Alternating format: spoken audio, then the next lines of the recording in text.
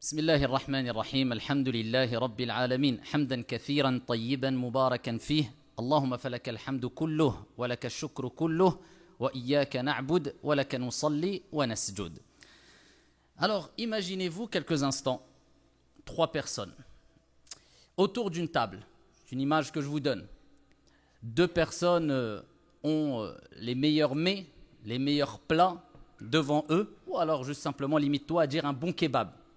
Quant à la 3e personne, il a simplement une date.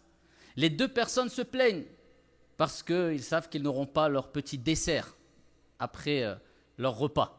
Quant à la 3e personne sur la même table, eh bien, remercie Allah subhanahu wa ta'ala, est satisfait de cette date et reconnaissant vis-à-vis de son Seigneur tabaraka wa ta'ala et joyeux, alhamdulillah.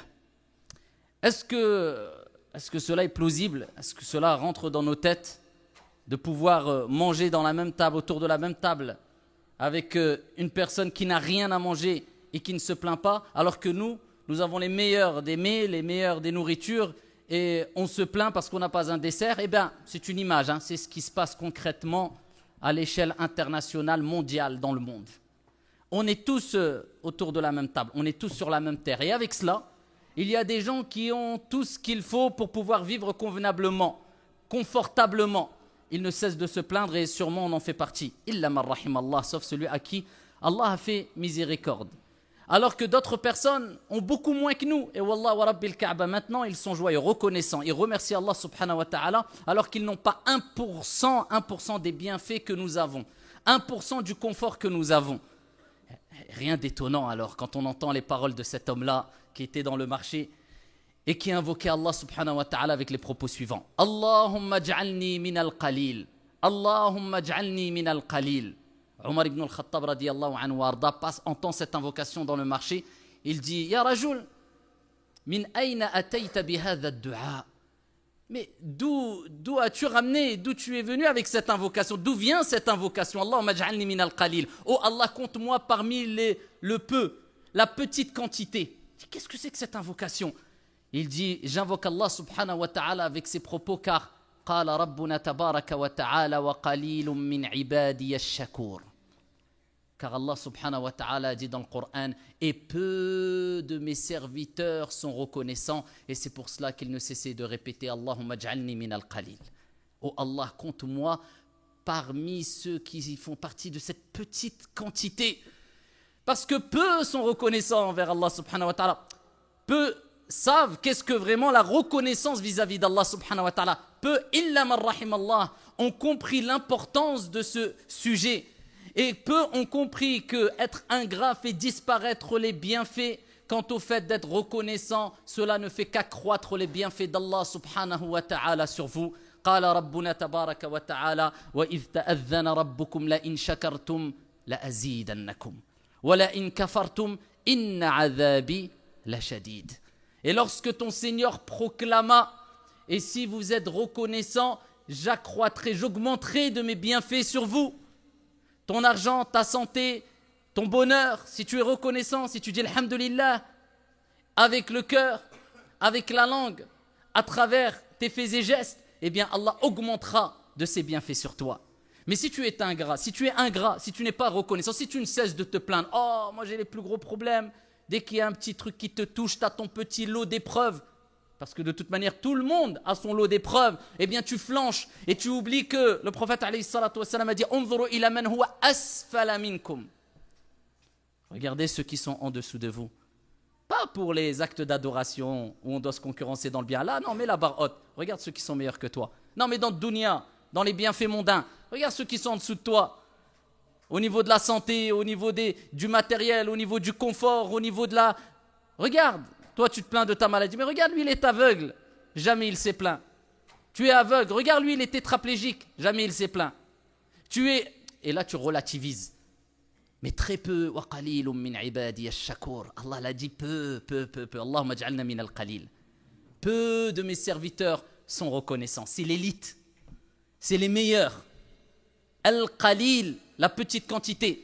Allah dit, si vous êtes reconnaissant, j'augmenterai mes bienfaits. Et si vous êtes ingrat, vous ne me remerciez pas comme il se doit. Inna adhabi la shadid. Mon châtiment est douloureux. Eh bien, Allah fait disparaître ces bienfaits sur les gens qui ne sont pas reconnaissants, qui ne savent pas remercier Allah subhanahu wa ta'ala comme il se doit. Arrêtons de se plaindre. Wallahi, normalement, on n'a pas le droit de se plaindre, normalement. Si on se compare au reste du monde.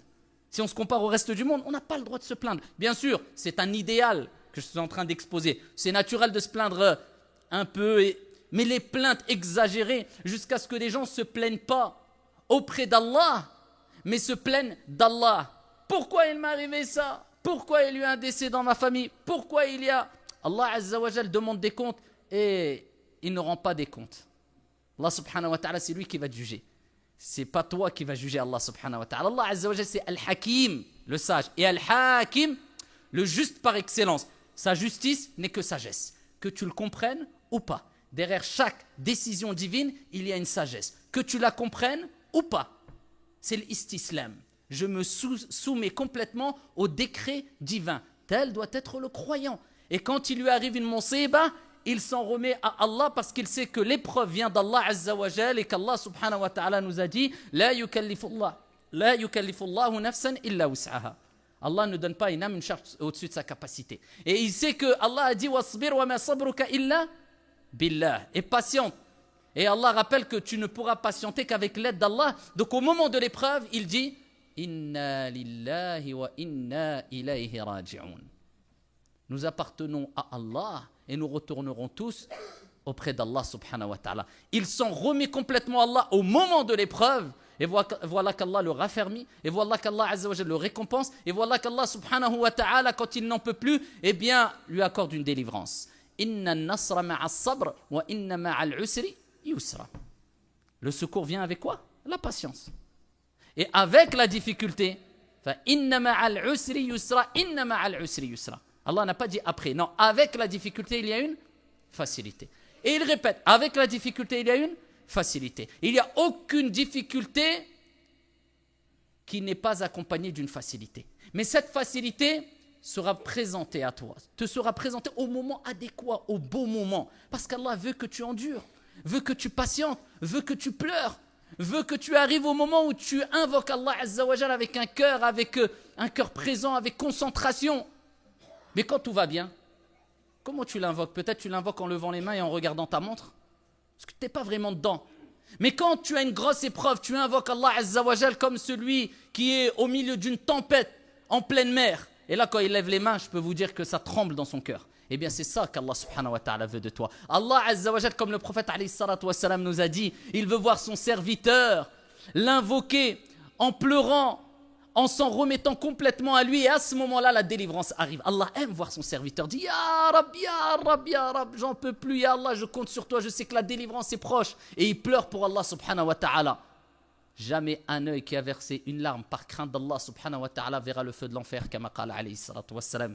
Et comme avait l'habitude de le rappeler les pieux prédécesseurs, il pleurait pour Allah subhanahu wa ta'ala. Il pleurait parce qu'il savait que Allah aime les voir dans cette situation de soumission. Mais nous, malheureusement, illa man rahim Allah, sauf celui à qui Allah fait miséricorde. Quand on est plein d'épreuves, eh bien, au lieu de courir vers Allah Azza wa Jal, comme le prophète faisait quand il avait plein d'épreuves, il disait Ya Bilal, arihna biha. Apaise-nous avec elle, c'est-à-dire l'appel à la prière, afin qu'il prie. Il trouvait le refuge dans la prière, l'apaisement dans la prière. Ils invoquaient Allah, parce que le prophète alayhi salatu wa salam a dit le moment où vous êtes le plus proche d'Allah Azza wa Jal, c'est quand vous êtes prosterné, akfiru du'a. Augmentez les invocations quand vous êtes en prosternation. Eh bien, il se prosternait et il demandait à Allah. Eh bien, nous, malheureusement, on a tendance quelquefois à faire la même chose, à avoir le même comportement, mais envers les êtres humains. On ne frappe à toutes les portes. J'ai un problème, j'ai ceci, j'ai cela, aide-moi, je suis prêt à donner de l'argent, je suis prêt à donner tout, je suis prêt. Et ensuite, bon, c'est vrai, il faut que je prie, je demande à Allah. Mais Allah n'a pas besoin de toi. C'est toi qui as besoin d'Allah. Tu n'as pas su frapper à la bonne porte et au bon moment. Tu as donné priorité à qui? À quoi? Vous vous souvenez peut-être, et vous connaissez le hadith de cette femme-là, qui était au pied d'une tombe et qui se lamentait. Et le prophète alayhi salatu wa salam est passé près de cette femme-là et de cette tombe. Et il lui a dit, patiente. Elle n'a pas reconnu le prophète alayhi salatu wa salam. Et traduction du sens, elle lui a dit, mais tu ne sais pas ce que j'endure. Elle n'a pas accepté le conseil du prophète alayhi salatu wa salam.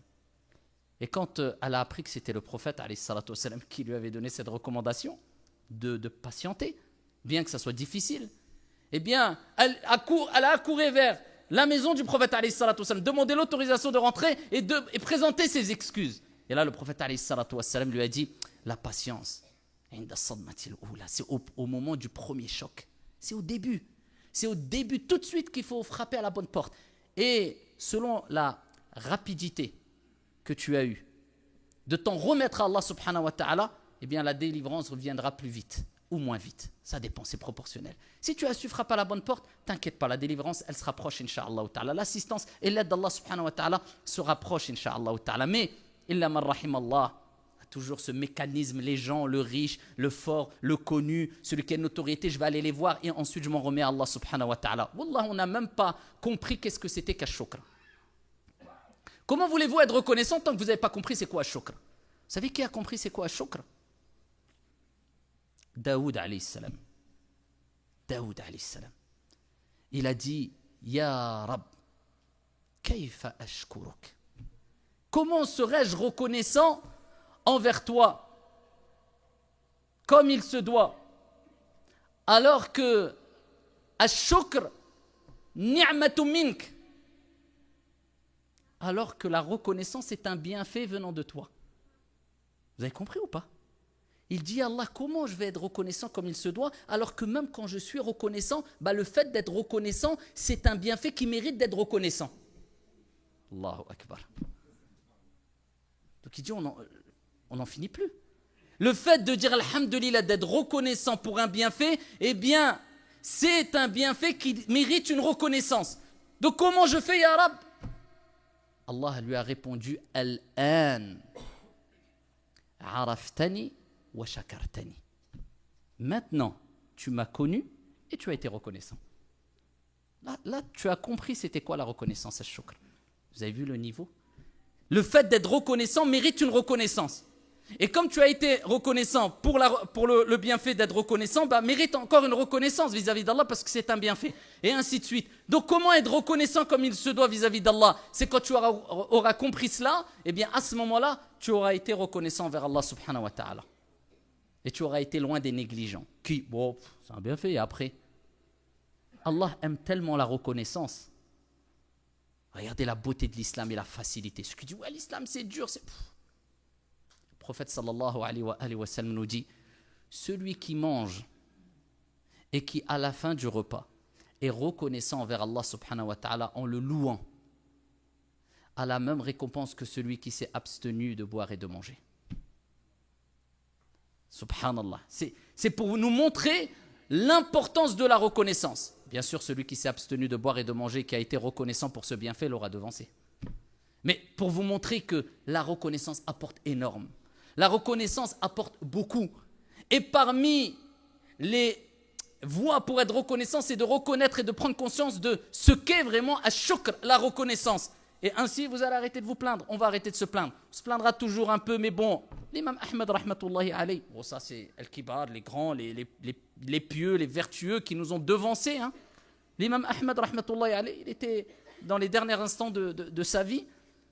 Kana yahin, il était en train de gémir, de douleur. Il était dans les derniers instants de sa vie. Parle pas, il se plaignait parce qu'il n'a pas sa boisson comme nous, quelquefois il l'a rahimallah, ou son petit dessert, ou bien parce que le lit n'est pas assez confortable, ou parce qu'il a 2 serviettes au lieu de 3 serviettes dans la chambre, ou bien, et j'en passe. Hein. Surtout nous, en France, les Français, on est parmi les plus grands experts dans le monde, je pense, en plainte. C'est vrai? C'est vrai ou pas? Parce que plus tu vis dans un certain confort, et plus tu en veux, et moins tu es reconnaissant. Malheureusement, c'est pour ça que c'est bien, quelquefois, de sortir de sa zone de confort. C'est important. Le confort, ce n'est pas interdit. Mais être noyé dans le confort, c'est très nuisible et ça pousse à la paresse. Et la paresse, c'est une maladie, car le prophète lui-même, alayhi salatu wassalam, disait « Allahumma inni a'udhu bika min al-ajzi wal kasal ». Oh Allah, je cherche refuge auprès de toi contre l'incapacité, ne sois pas incapable. Le musulman, il est toujours optimiste, il va de l'avant. L'incapacité et la paresse. Les zones de confort. Eh bien, être trop dans sa zone de confort, eh bien, c'est néfaste. C'est pas très bon. Et comme on a l'habitude de se plaindre, eh bien, il est bon de rappeler ces éléments importants. Connaître c'est quoi ash-shukr, la reconnaissance, et que se plaindre fait disparaître les bienfaits, comme on le rappellera dans un hadith pour finir à la fin cette intervention, sur ces 3 fameuses personnes qui ont été comblées de bienfaits par Allah subhanahu wa ta'ala, le lépreux, le chauve et l'aveugle, et qui ont été ingrats sauf un, l'aveugle, comme on le verra incha'Allah ta'ala. Parmi les voies, afin d'être reconnaissant, al-dhikr, c'est le rappel d'Allah subhanahu wa ta'ala. Pourquoi? Parce que al-shukr, la reconnaissance, elle se fait bil qalb, wa bil lisan, wa bil jawarihi wal arkan. Elle se fait avec le cœur, avec la langue et avec les membres. Avec le cœur, eh bien, tu dois être satisfait de ce qui t'a été décrété. C'est pas dans ton fort intérieur, tu es dégoûté, dans ton fort intérieur, tu repousses l'acceptation du destin et du décret divin. Non, dans ton cœur, tu es mutma'in, apaisé. Même si ça te fait mal ou pas, tu sais que ça vient d'Allah. Alhamdulillah, ce que Dieu me donne, c'est un bien, et l'épreuve qu'Allah Azza wa Jal m'a donnée, elle m'a évité sûrement une plus grande épreuve. Parce que tout le monde a son lot d'épreuves.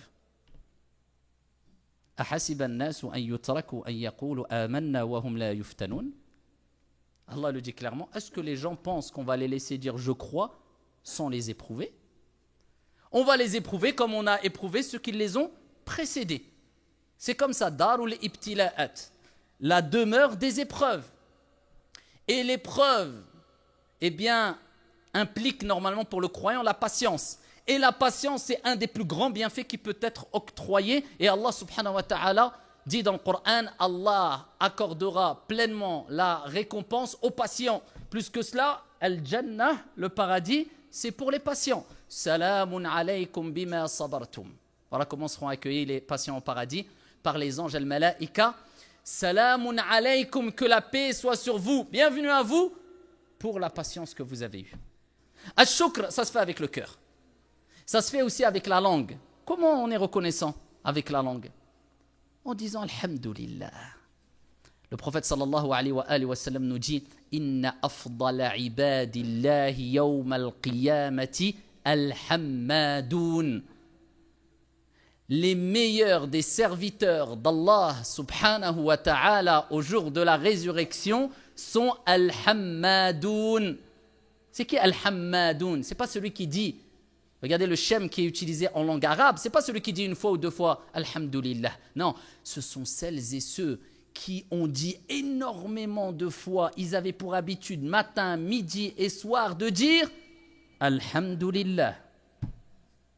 Et le prophète alayhi salatu wassalam nous a rappelé que même quand une situation est difficile, tu dis quand même Alhamdulillahi ala kulli hal. Alhamdulillah dans toute situation. Attention. Ce n'est pas celui qui se plaint pendant 1 heure et après dit « Ah, alhamdulillah ». Ce n'était pas une option, mon frère. C'était dès le début, alhamdulillah. Ou alors avec le ton « Ah, alhamdulillah ». Ton alhamdulillah, et d'ailleurs on ne dit pas alhamdulillah ou alhamdulillah. On dit alhamdulillah pour que le dhikr soit complet. Alhamdulillah, la louange complète appartient à Allah subhanahu wa ta'ala. Alhamdulillah, toutes les louanges sont pour Allah subhanahu wa ta'ala.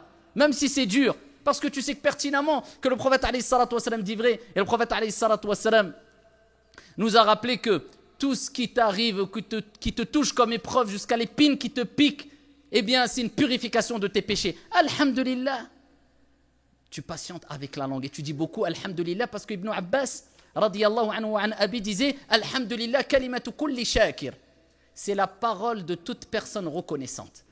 Et vous voyez la différence entre les croyants qu'on a connus, les générations de nos parents, et Dieu sait combien on en a vu lors de leur dernier instant de vie, sur leur lit de mort, lors des dernières minutes avant qu'ils quittent ce monde-là, combien j'en ai vu. Apaisé, serein, calme, qui dara ammi, alhamdulillah. Hatili atallah, alhamdulillah. Wallahi, c'est un comportement qui, quand moi je médite, quant aux épreuves que j'ai vécues moi personnellement et les réactions que j'ai eues, pourtant ce n'était pas la mort. Et je dis, lui il est face à la mort.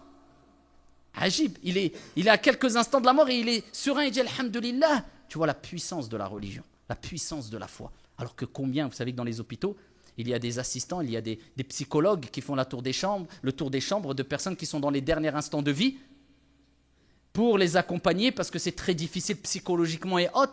Mais moi, tout ce que j'ai vu parmi les musulmans, alhamdulillah, on le dit, alhamdulillah. Ouais, c'est ça. C'est ça la vraie force. C'est pas celui qui, toute la journée, il soulève de la fonte et il se croit fort. Je dis pas que c'est interdit, hein, mais c'est pas lui le vrai fort. Le vrai fort, c'est celui qui, quand il y a les épreuves, il flanche pas. Quand il y a la mort proche de lui, bien que ça soit dur, il désespère pas de la miséricorde d'Allah, il est ferme. يُثَبِّتُ اللَّهُ الَّذِينَ آمَنُوا بِالْقَوْلِ الثَّابِتِ فِي الْحَيَاةِ الدُّنْيَا وَفِي الْآخِرَةِ. Allah raffermit par la parole ferme, la ilaha illallah, les croyants. الذين حققوا الإيمان والعبودية, ceux qui ont concrétisé la foi, la servitude en Allah subhanahu wa ta'ala par la parole ferme, la ilaha illallah, dans leur vie d'ici-bas, c'est-à-dire dans leur dernier instant, au moment où l'âme s'apprête à sortir, celui dont la dernière parole est la ilaha illallah, dakhala al-jannah, rentre au paradis, kama qala alayhi salatu wassalam.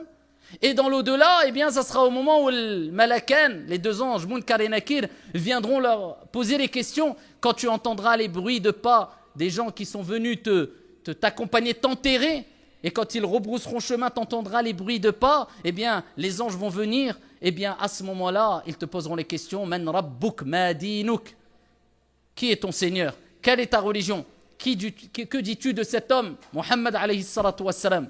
Seuls ceux qu'Allah azza wa jalla aura raffermis, eh bien, répondront correctement. Allah raffermit la parole, la ilaha illallah. La bonne réponse pour les croyants, ceux qui ont concrétisé l'iman, ils ont vécu avec la foi. L'amour d'Allah subhanahu wa ta'ala, avec la taqwa. C'est quoi la taqwa? On entend toujours ittaqillah. Ya ayyuhalladhina amanu ittaqullaha haqqa tuqatihi wa la tamutunna illa wa antum muslimun. Oh vous les croyants, craignez Allah azza wa jalla comme il se doit et ne mourrez qu'en pleine soumission. C'est quoi la crainte d'Allah azza wa jalla? C'est an taj'ala baynaka wa bayna ghadabillahi azza wa jalla wiqaya. C'est de mettre entre toi et la colère de Dieu une protection, et la protection c'est quoi? Fi'lu ta'at wa tarkul ma'asi.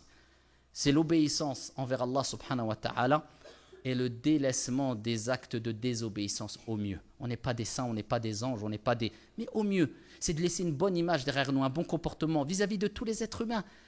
Que ça soit un musulman ou non, il ne dira pas c'est pas quelqu'un c'est pas quelqu'un de corrompu, c'est pas un menteur, c'est pas un voleur, c'est pas un mytho, c'est pas quelqu'un de méchant, c'est pas que tu as laissé des bonnes traces. Car les croyants, les pieux et les vertueux seront témoins pour ou contre toi au jour de la résurrection. Eh bien, c'est comme ça que réagit le croyant. Avec la langue, il est reconnaissant. Alhamdulillah. Les plaintes, il évite. Tu peux te plaindre, c'est humain. Quelqu'un va te demander, t'interroger un médecin parce que tu es malade, tu vas lui dire, t'as mal où? J'ai mal à la tête. Ça, ce n'est pas une plainte. Ça, c'est une information que tu dis pour pouvoir te soigner, etc. C'est celui qui augmente les plaintes. À peine il se réveille. Au lieu de dire, Alhamdulillahi alladhi ahyana ba'da ma amatana wa ilayhi nushur. On commence la journée avec quoi? Avec quelle parole? Hein? Alhamdulillah. Tu remercies Allah de quoi? Alhamdulillah alladhi ahyana ba'da ma amatana, qui nous a donné la vie après nous avoir donné la mort, puisque an-nawm akhul maut, comme on dit, le sommeil c'est le frère de la mort, c'est la petite mort. Eh bien tu remercies Allah, alhamdulillah. Et plus tu remercies Allah, plus Allah augmente ses bienfaits. Peut-être ça va être la cause de l'allongement de ta vie. Eh bien, tu remercies Allah Azza wa Jalla de t'avoir fait revivre quelque part après t'avoir fait mourir et tu concrétises ta bonne croyance et on retournera tous vers lui, Allah Azza wa Jalla. La résurrection, c'est auprès d'Allah subhanahu wa ta'ala. C'est comme ça que le croyant est. Non, des personnes, à peine ils se réveillent, j'ai mal, je suis fatigué, que des plaintes. À peine son âme a retrouvé son corps quelque part, des plaintes. Fais la dua après plains-toi, ba'da. Mais comment ça? Au moins la dua. Vous avez vu l'importance de vivre avec le dhikr. Pourquoi c'est important? Parce que c'est une preuve de shukr, de reconnaissance, de remerciement vis-à-vis d'Allah subhanahu wa ta'ala. Avec la langue, on a dit avec le cœur, avec la langue, et avec les membres aussi, comme on le verra, mais avec la langue. Le meilleur des moyens, c'est avec le dhikr. Déjà, alhamdulillah, on a dit alhammadoun. Ceux qui disent beaucoup alhamdulillah, c'est les meilleurs des gens au jour de la résurrection. Le prophète alayhi salatu wassalam a rappelé que seront heureux ceux qui vont trouver beaucoup d'istighfar dans leur livre au jour de la résurrection. Quand on va présenter le livre Iqra kitabak et on te dira lis ton livre, eh bien tout sera noté. Hein. Tout a été noté. Tout est noté. Tout est noté. Hein. Eh bien, tu seras content de trouver beaucoup d'istighfar. Astaghfirullah, astaghfirullah, astaghfirullah. Comme le prophète alayhi salatu wassalam a dit. Et ça, c'est du dhikr. Et cela me permet de revenir vers une chose que j'ai oubliée quand j'ai parlé de l'imam Ahmed rahmatullahi alayhi tout à l'heure. Eh bien, quand il était dans les derniers instants de sa vie, eh bien, il gémissait par douleur. Eh bien, il y a un élève qui est rentré, il a dit, ah, Imam, j'ai entendu Taous dire que même les gémissements seront inscrits dans le livre. Fasakat, il s'est tué. Par crainte de rendre des comptes sur les gémissements, alors que c'est quelque chose de naturel. Mais bon, ils avaient atteint un tel niveau de piété, un tel niveau de scrupule, wara', un tel niveau de zuhd, désintéressement de cette vie ou de certains aspects de cette vie, eh bien qu'ils étaient dans un monde. Alors nous, illa man rahimallah, alhamdulillah qu'Allah est miséricordieux, que sa miséricorde dépasse sa colère et qu'il y a mille et une manières, plus que cela, de se faire pardonner les péchés, sinon tous, dan al-wad. Illa man rahimallah, avec la calomnie qu'on fait, la médisance, les critiques, les ceci, les cela, les mots. Alors j'en parle même pas d'aujourd'hui.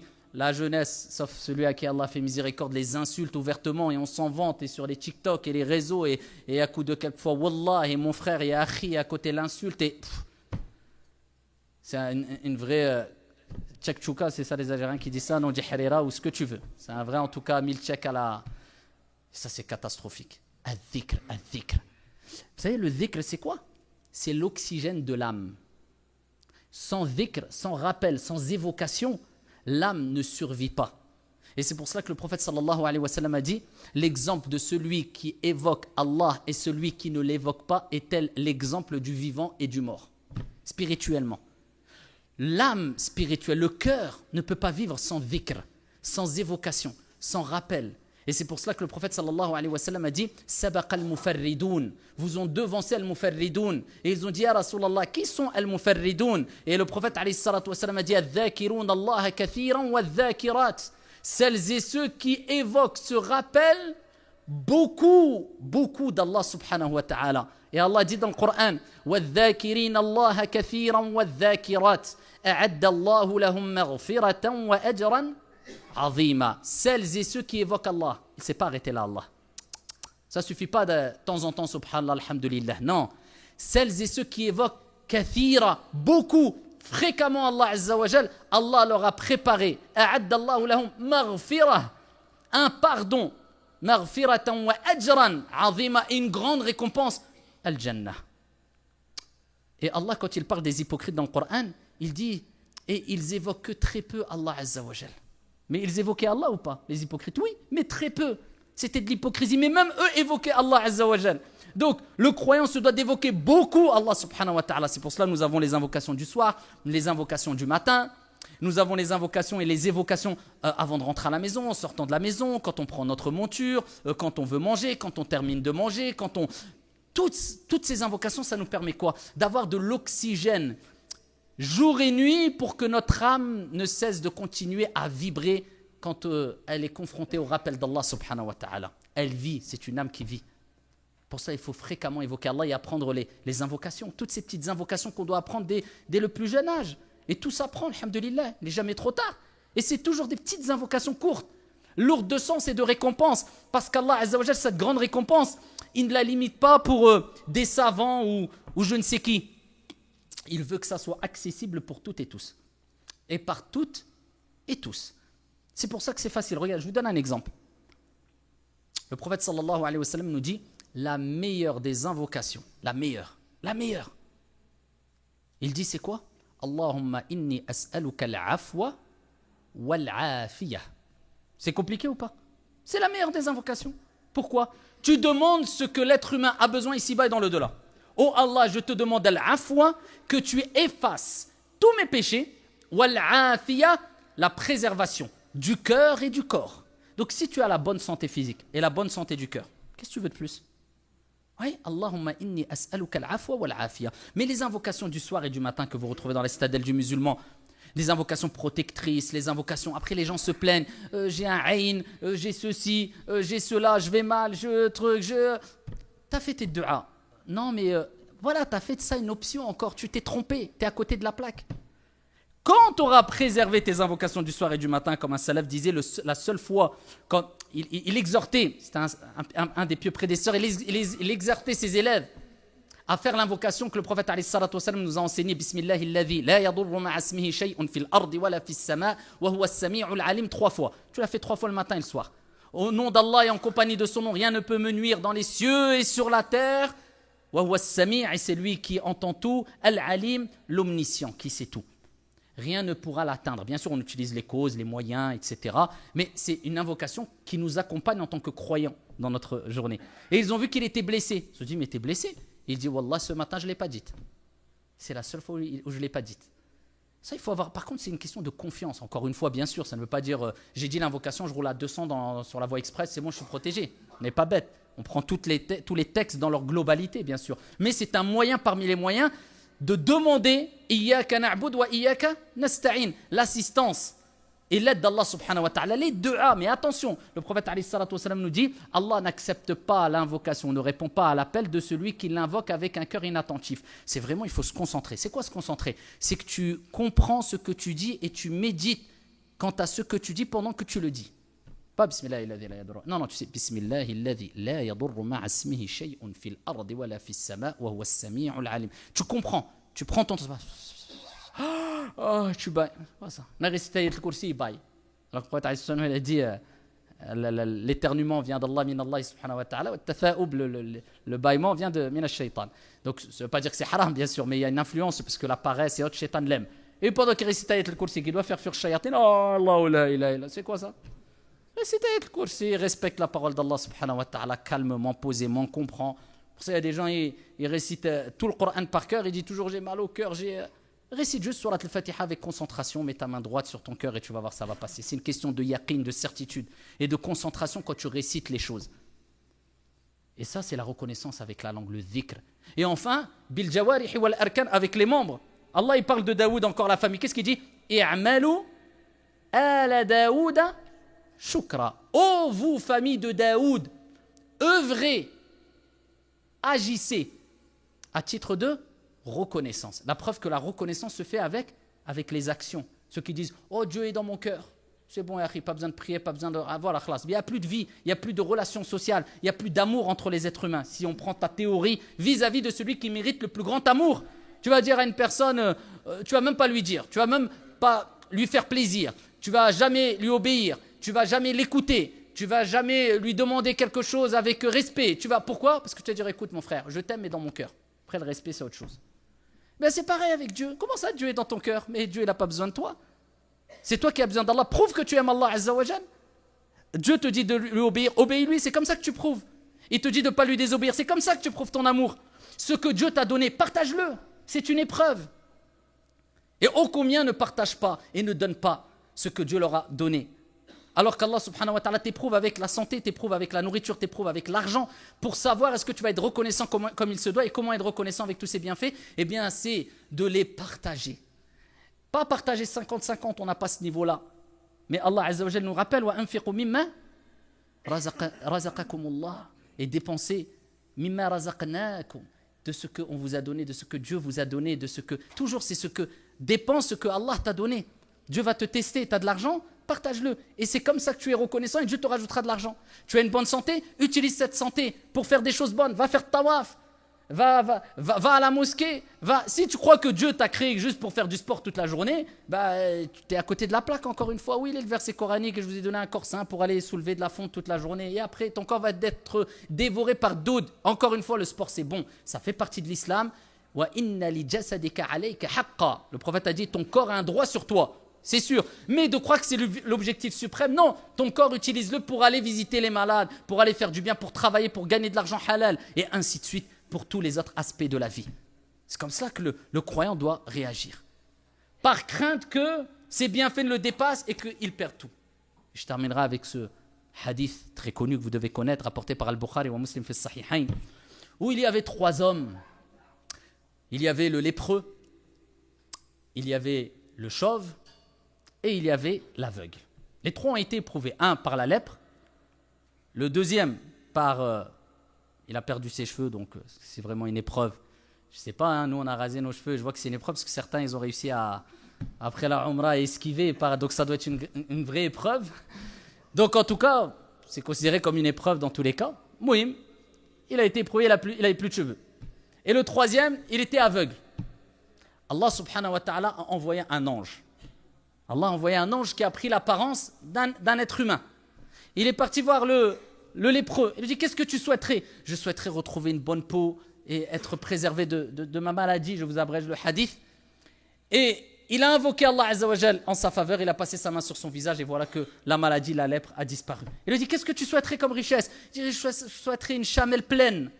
Enfin, qu'elle enfante et qu'il ait un troupeau, etc. de chameaux. Il a invoqué, Allah lui a donné une chamelle pleine. Khalas, il est parti voir le chauve. Il a dit, qu'est-ce que tu souhaiterais? Oh, je souhaiterais des cheveux. Il a passé sa main sur elle, il a eu des cheveux. Il a dit, qu'est-ce que tu souhaiterais? Là, je souhaiterais une vache pleine. Khalas, Allah lui a donné une vache pleine. L'ange continue son chemin, va voir un aveugle. Il dit, qu'est-ce que tu souhaiterais? Je souhaiterais retrouver la vue. Il passe sa main sur son visage, il retrouve la vue. Qu'est-ce que tu souhaiterais? Je souhaiterais une brebis pleine. Khalas, une brebis pleine. Il revient des années après. Voilà que les trois se sont retrouvés sans leurs défauts ou leurs maladies et avec des troupeaux de vaches, de chamelles, de brebis, de moutons, etc. Il va voir le lépreux et lui dit, sous la forme d'un être humain, il dit, est-ce que tu peux m'aider? Est-ce que tu peux me donner un chameau pour que je puisse continuer mon chemin? Il ne veut pas. Il dit, non, moi écoute, j'ai beaucoup de responsabilités, j'ai des obligations, la relève, je ne peux pas. Il dit, mais c'est pas toi qui étais touché par une maladie et qui était dans une autre situation complètement différente de celle dans laquelle tu es, c'était pas toi. Et voilà qu'il ne veut pas reconnaître les bienfaits d'Allah sur lui. Voilà qu'il est ingrat. Voilà qu'il a raté l'examen. Il a oublié, si riche soit-il, que tout vient d'Allah subhanahu wa ta'ala. Al-mal, malullah. L'argent vient, c'est l'argent d'Allah, c'est toi qui t'as donné. C'est Allah qui t'a donné. Ça ne vient pas de toi. Toi, tu as été la cause, mais c'est Dieu qui t'a donné. Il y a des gens plus intelligents que toi et ils gagnent moins d'argent que toi. Peu importe le domaine. Mais c'est Dieu qui donne et il teste. L'argent est un test. Qu'est-ce que tu vas faire avec? C'est pour cela que tu ne quitteras pas l'esplanade des comptes. Au jour de la résurrection, avant d'être interrogé sur 3 choses, et parmi les 3 choses, son argent, d'où il l'a gagné et où il l'a dépensé. Ah, moi, mon frère, l'argent est halal, je fais ce que je veux avec. Non. C'est un test, l'argent. Dieu t'interrogera sur, allez, tu l'as gagné de manière licite? Ok, c'est très bien. Tu l'as dépensé où? Dans des choses licites ou pas? C'est comme ça. Dieu est patient. Les gens font des choses catastrophiques, les gens sont ingrats, mais depuis des milliards d'années, les gens quoi? Un par un, ils décèdent. Et voilà. Et après, on les oublie au bout de 3, 4, 5 jours et les comptes arrivent. Il ne faut pas se faire duper par cette vie éphémère. Ça ne veut pas dire qu'on ne doit plus vivre et profiter, rentrer dans un excès comme certains l'ont fait et des gens qui ont été blâmés par le prophète alayhi salatu wassalam. Mais je ne me perds pas. J'ai mes priorités dans la vie. Donc lui, qu'est-ce qu'il a dit le lépreux? Il n'a pas voulu. Il a invoqué en disant, si cela, ici, si tu le mérites, et si ce que tu as dit n'est pas vrai, eh bien qu'Allah fasse disparaître ses bienfaits. Et il en a été ainsi. Et le deuxième, le chauve, pareil, même chose. Ah, j'ai des obligations, la relève, j'ai des responsabilités. Mais c'est pas toi qui étais chauve et qui avait demandé, et qui, maintenant, moi, je te demande de l'aide. Et pareil, 2-1 contre lui. Le troisième, l'aveugle. Est-ce que il dit quoi? Tu veux quoi? Tu veux de l'aide? Tu veux quoi? Des chameaux? Je te donne ce que tu veux et prends ce que tu veux encore. L'aveugle, il s'est rappelé des bienfaits. Il n'a pas oublié où il était et d'où il venait. C'est ça qu'il ne faut pas oublier. D'où tu viens, comment tu étais hier. Reste modeste. C'est pour ça qu'à shukr aussi, les savants ont dit, c'est une preuve de shukr, c'est d'être modeste. Pas te prendre pour je ne sais qui et oublier d'où tu viens et oublier ce qui peut advenir de toi. Tout peut disparaître. Eh bien, lui, il a été reconnaissant, l'aveugle. Il a dit, oui, bien sûr, je t'aide. Et prends ce que tu veux. Il a invoqué Allah subhanahu wa ta'ala pour que ses bienfaits restent. Et il en a été ainsi. Les 2 autres, eh bien, ont perdu tous les bienfaits. Casse départ. Quant au troisième, alhamdulillah, wa idh ta'adhana rabbukum la in shakartum la azidannakum. Quand vous êtes reconnaissant, comme Dieu a dit, Allah va faire accroître ses bienfaits sur vous. Donc, soyons reconnaissants et pas ingrats. Wallahu a'lam, alhamdulillahi rabbil alamin.